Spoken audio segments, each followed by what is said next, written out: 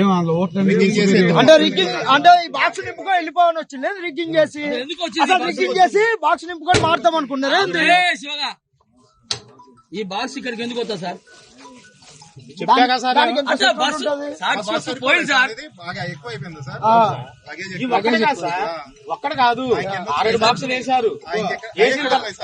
అది అర్థం కాలేదు సార్. నేను వచ్చి అర్థం కాలేదు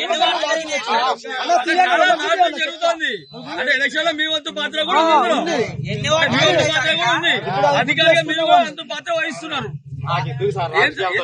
రాజకీయాల పాత్ర మీరు చేయాల్సిన పని మీరు చేయలేదు. సస్పెండ్ చేస్తారా?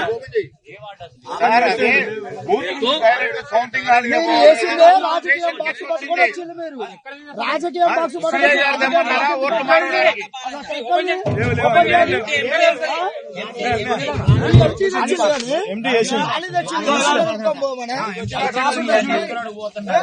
ఎందుకు వచ్చింది అసలు?